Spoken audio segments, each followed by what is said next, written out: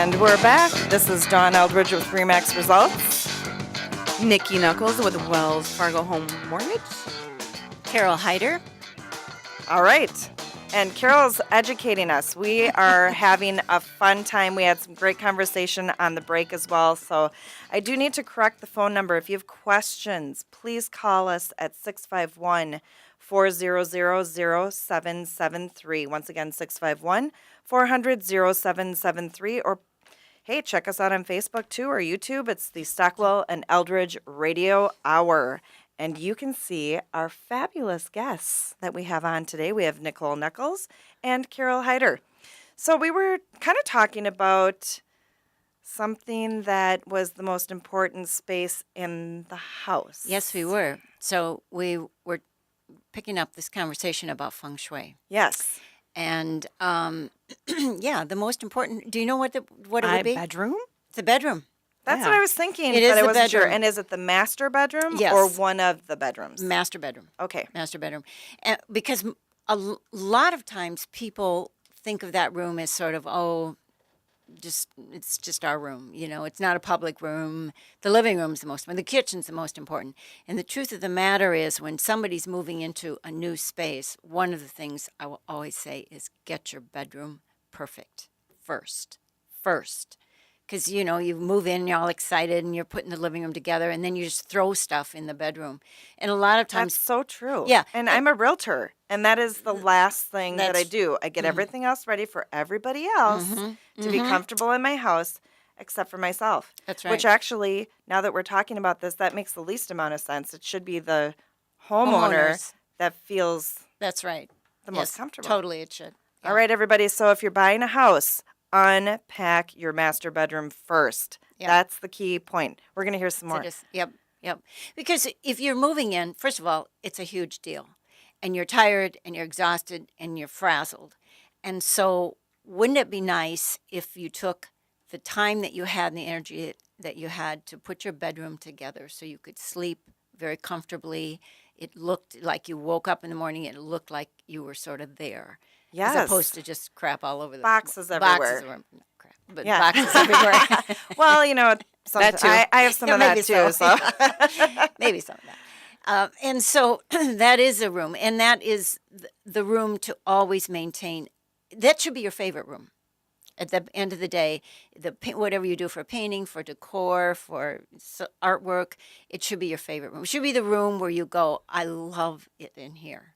I feel like that about my master. Do you? Actually, yeah. Good. Yeah, I do. A lot of people don't, but a lot of people just don't. It's off their radar. I never felt that way about my bedroom until where I'm at now. It's very interesting. What about you, Nikki? Truth? Yeah. Yeah. My husband does all the decorating, and I try to get out of cleaning. Oh, well, that's good. So that does might he do a work. good job? Oh, yeah, he's great with, like, paint colors and furniture selection, and, oh, yeah, I'll give him a 10. Good. For That's sure. great. So I'm learning over here. I mean, But is your master your favorite room in the house? Sure.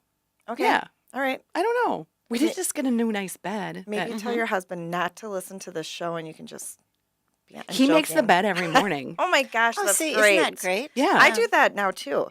But I didn't used to. My ex never made the bed. Drove me nuts. Yeah, and you see, it's little things like that. So you're lucky. You have, you know, and I also am lucky as well. It's not my husband doesn't do anything, but you're lucky that you have somebody who takes charge of the decoration Yeah. and the color choice and all that. Because sometimes that is, you know, it's a deal. It can be a deal. Yeah. But as long as you love it, that's the thing. That's the most important thing. Yeah, I like what he's done. Yeah. Yeah. I've never thought about what's my favorite room, though. I mean, I love sleeping, so it should be my favorite room. Yeah. Well, and you know what? A good night of sleep is so important. Yep. Yeah. So it I like this. yeah, totally makes sense. And people aren't sleeping much. No, they're know. not. They're I don't- struggling with it. I'm unfortunately one of those people. But Yeah. so, Carol, if people have questions, how can they get a hold of you? The best way is my phone, 612-823-5093. Okay. Can you repeat that? 612-823-5093. So you also talked about that you're doing healthcare integrated with this. So it was feng shui has always been a real natural in a home. It's first of all, it's a smaller space. It's you're usually dealing with one or two people, and it just seemed to fit in there very nicely. But I've had some opportunities over all these years that I've been doing it to get into some bigger environments, and some of it has been healthcare. Maybe it might be a clinic or two, but I've done some hospital work, and I've realized it really shifts how I do my work, but I also see the outcome. Because when you have a space that's really and when you get into, first of all, let me back up. When you get into a healthcare, you can't just say, "Oh, make this your favorite room." Well, who are you talking to? Like the patient, the CEO, staff. I mean, so you have to have a little more of a generic look. It has to be sort of generally agreed that this is nice, and that Right. might that might include plants and windows and light and color, and I mean, but it can't be edgy at that point. Healthcare should not have edginess, especially in a place where people are trying to heal. So I go in looking at ways that we can create healing, calm, healing environment. The thing about healthcare is that that field has done a lot of scientific studies about the fact that people actually do heal better in a space where they can actually look out a window that has something besides a parking lot, or they have they can take a little walk and go into an indoor garden. I mean, all those things, and that is all about the feng shui is all about nature. I mean, that's it. Feng means wind, and shui means water. So Oh, I never knew that. it's Chinese. Oh, And so it has to do with nature. It has to do with bringing that in. And, most cultures, ancient cultures understood the power of nature. We live in our cement buildings and drive our cars, and, we've lost that. And I think for a lot of people, illness comes about because they've just been so disconnected. So what if we brought them in? And sometimes it's just artwork.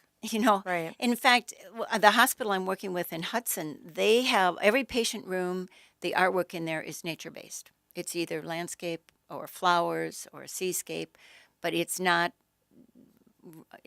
like modern art or something that they would go, well, what I wonder what that is. It's all about nature. And so it takes a little different mindset to go into it. Usually I'm not working with just one or two people. I'm working with the team. Right. And I would assume paint colors also Oh, are totally. pretty important. Very much so. Because normally you walk Yes. into a hospital, it's stark white. Yes. And Yes. when you first talked about healthcare, the thing that came to my mind was, and probably because my grandma had Alzheimer's, I think of senior housing. Senior housing. Yeah, it's really, that's astute of you to bring that up because it is a good spinoff from healthcare. And senior housing, they're very similar. I mean, in terms of you want beautiful entries, you want people to feel comfortable, you want their rooms to support them. But when you get into senior housing, you also have to realize that there's more of a independent living piece. Right. People get around the halls, and if the halls are all painted and the walls are all painted the same color, they can't quite discern sometimes what ends and what begins and where are we going here. So, but they are very, very related. Do you do senior living housing too? I'm have you just not yet? moving, not much. I'm Okay. just moving into that. I think that would be that's a natural, but it's a natural for what we're doing here. You know what's interesting? You talk about the different paint colors in especially memory care facilities. My grandma was in one and they did not have different paint colors on each level. It was all the same color on every floor. And even myself, I had trouble. Wait, which floor is grandma Yeah, on yeah, again? yeah. But what a no-brainer It's a no-brainer. to change the paint colors. Yeah. And even if the person is, pretty far progressed with Alzheimer's, they may recognize the color shift. Yeah, yeah. Because that's kind of a more primal thing. I Oh, think, in totally. people, It's a and- great signage. It's a great. I mean, you could say floor 3 or green. Right. I mean, it just speaks to you on a whole different level, really. Yeah. So yeah, I don't understand that either, where everything is. So. Grandma was in other people's rooms all the time. Was she? Yes. Yes, we would find her in someone's bed, and it was pretty Aw, funny. yeah. And she was very, very happy all the way until the end. Oh. So it was a blessing. It was really wonderful. But it's so interesting. Oh, I love that. Yeah. Huh. So what are you, have you done any hospitals locally? Hudson Hospital. I've Okay. done some work for Elina, Penny great. George Institute, the alternative clinic connected to Elina. I've done a lot of smaller clinics, independent, like a doctor going out on their own. In fact, I worked with a woman doctor who started her own women's clinic in St. Paul, some chiropractic, dental offices. Oh, cool. Yeah. So, and I like that. I think it's a focus that it's an area that feng shui hasn't really moved into very much.